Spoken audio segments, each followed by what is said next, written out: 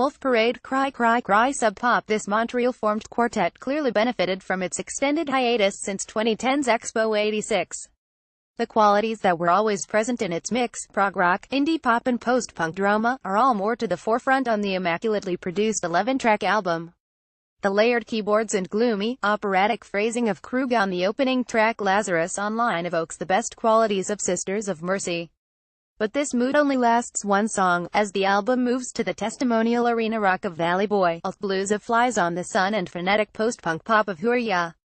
Krug's typically narrative wordplay means that the story recounted becomes key to the listening experience, too. Krug is a totally distinctive singer with the ability to howl or plead in the same verse. Musically, Krug and Dante DeCaro's keyboards run this show as the keys both define and drive most of the material. Then Arlen Thompson crashes in and drives everything harder and hard. The band plays the Commodore Ballroom on January 12th. The Babe Rainbow 30th Century Records. There must be something in the waves in the surfing town of Byron Bay, New South Wales. Because the music that this trio lays down on its latest release, and the first since signing with Danger Mouse's 30th Century Records Columbia, is fully tripped out. From the psychedelic blues of the opening tune Losing Something, with its vintage California folk rock harmonies, to the delicious wah-wah workout guitarist Jack Cool Breeze Crowther brings to the Mutant Club Vamp Monkey Disco, or the boppy Superstition Shadow Walks, with its backwards guitars and reverbed cymbals, this is serious stoner music from another era. Played as well as it is by this crew, it's more lively than a strictly retro record would be.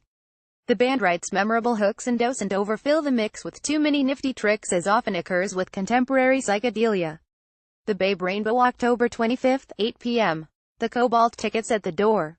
Kirkit They You. Reaching for Indigo. Drag City. Prolific DIY artist Haley Four has been active, releasing recordings since age 18, all of which orbit around her apparent love of the lower range. From her deep, resonant vocals to the use of bass orchestrations and a tendency toward wispy strumming with lots of echo, songs such as Black Fly sound like they could be classic folk tunes. Elsewhere, you could be convinced you were listening to some sort of avant-garde art song such as In Paper Bag, with its distorted vocals and synth loop lead.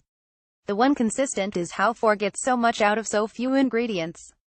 She has found a way to put together her substantial vocal range with minimalist instrumentation to make something hypnotic and transcendent.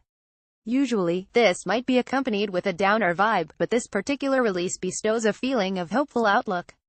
Archspire. Relentless Mutation. Season of Mist. Rarely does a band live up to its label quite like this Vancouver quintet does on its latest, because they play technical death metal with an emphasis on the technical. Trying to decipher the lyrics is near impossible on songs such as Involuntary Doppelganger, but the speed at which Oliver Ray Alairon delivers them is the problem.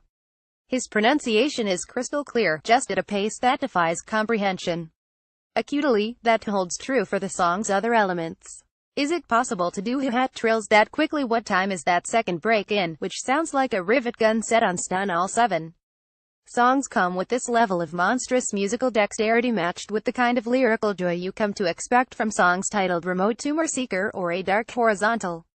Nice to see someone carrying the torch for the particularly mathematic metal that Vancouver acts such as strapping young lad once laid down. Intense. Ernesto Cervini's turboprop. ernestocervini.com. One of Canada's premier drummer-composer band leaders, Cervini has the swing and the power to carry this sextet through a selection of 8 tunes that showcase a clear love for post-pop, as well as more freewheeling contemporary grooves.